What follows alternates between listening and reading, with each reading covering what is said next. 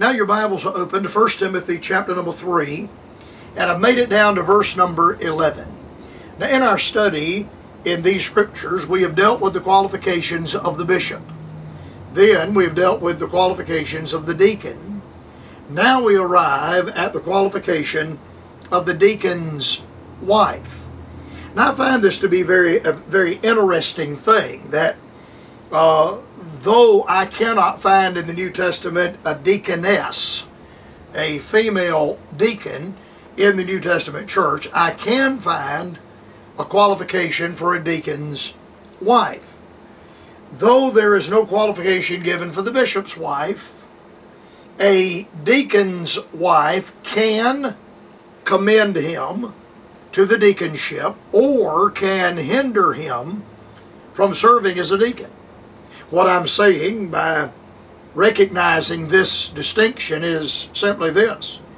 You may have a man that is entirely qualified to serve as a deacon, and yet he would not be able to serve as a deacon because his wife would not be qualified, therefore would disqualify him. Now, you would think that with the bishop being the highest office in the New Testament, that there'd be a laundry list of qualifications that are given concerning the bishop, and that it'd be very strenuous. There'd be as much focus on the bishop's wife as there is on the bishop himself. And yet the only thing said about the wife of the bishop is that he's to be the husband of one wife. Now, I do believe that a pastor is to be a married man. So a young man, 21, 22-year-old man that is not the husband of one wife, in my estimation, will not be qualified to serve as a bishop. Having said that, and I recognize that that's a very narrow position to draw, there is nothing stated about the bishop's wife. You can get into a real can of worms here, but there is no qualification given for the wife of the bishop. Simply, he is to be the husband of one wife. Now, I understand that there are exceptions that I have observed in my own ministry of men that were never married that serve as bishops or serve as pastors of churches.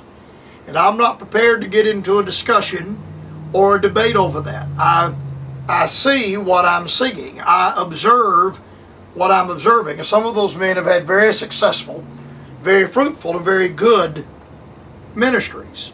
I've also known men that have been divorced and remarried that have had very successful and very fruitful ministries.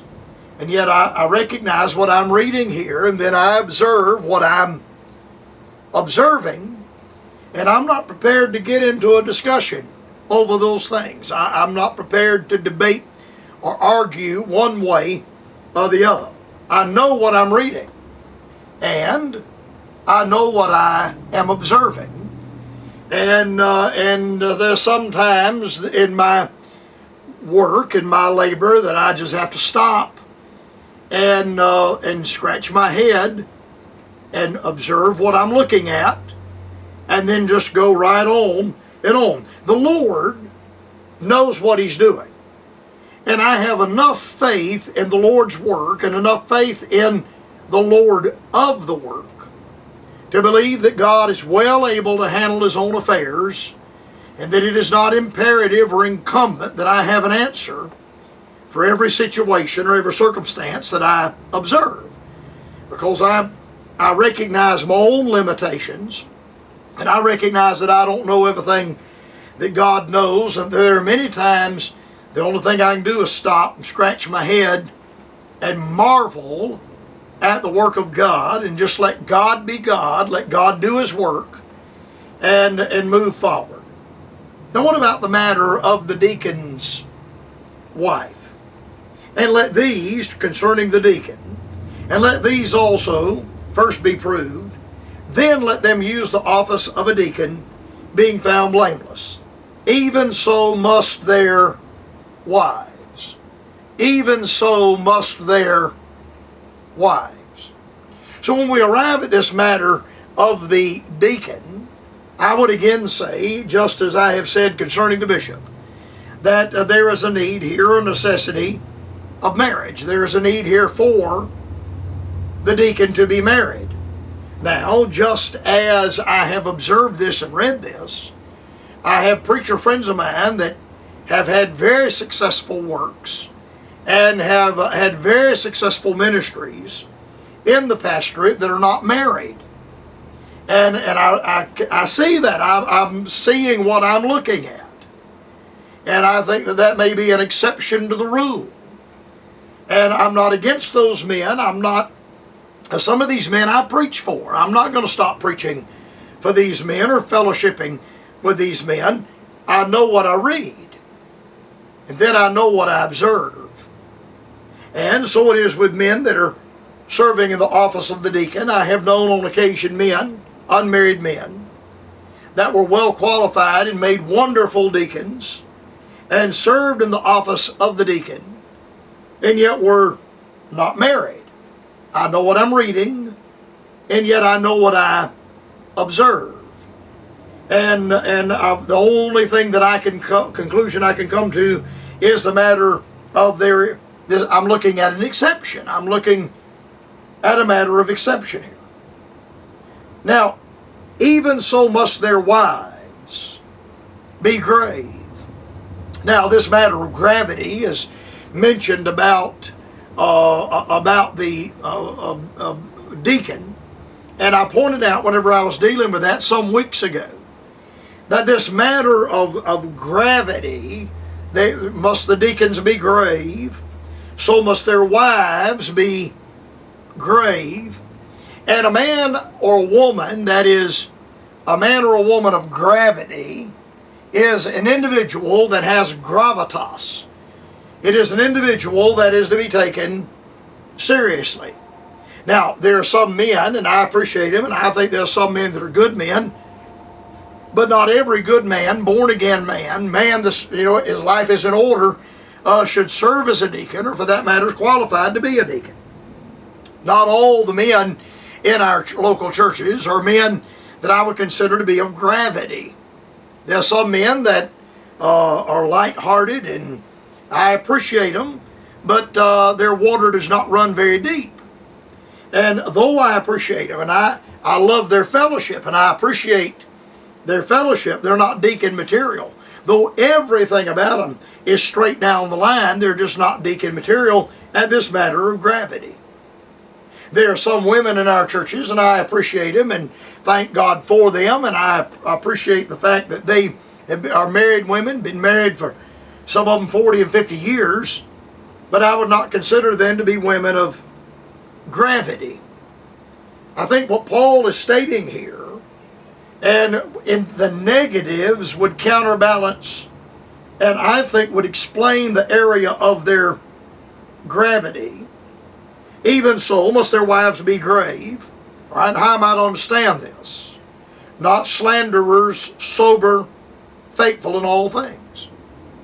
Paul the Apostle identifies to Timothy the matter of women, and some of these women are in our churches. And again, I'm not angry or mad at anybody. I'm reading the Bible. But they are silly women. Silly women. And some of these silly women are led astray by creeps. Men that would creep in unawares. Those are creeps. And those women I would not consider to be women of gravity. So the deacon's wife is here to be a woman that is grave, a woman that is taken seriously. And there are some women that would help themselves to be taken seriously if they would conduct themselves as ladies and dress themselves as ladies and maintain a deportment that is demanding of respect, that is demanding of honor. When I think about a woman of gravity, I think about the queen in England. I think about Margaret Thatcher, the late Prime Minister of England. I think about Melania Trump, who was a woman of gravity, a woman that has never been an embarrassment by her word or by her dress, by her appearance, or by her conduct of the President of the United States. So it is for the deacon's wife. The deacon is to be a man of gravity. He is to be grave. He is to be a man that is taken seriously, a man of gravitas. And so his wife is not to be light and loud and fickle and superfluous and silly and vain, but she is to be a woman that is to be taken seriously. She is to be a woman that is a woman of gravity, a woman of gravitas. Now, that doesn't mean that she's to have 14 different degrees and 19 different fields of study. Some of the most stupid women I have ever met are women that have college degrees, and some of that stupidity, lightness, silliness is learned while you're on the college campus. But these are women that are to be taken seriously, taken just as seriously as their husbands. Now, my time has gotten away from me, but on the broadcast tomorrow, I want to continue with this, and we have, I think, an explanation given by Paul in the verse, in the context, that establishes this matter of grave or gravity. I hope you'll be listening to the broadcast at that time.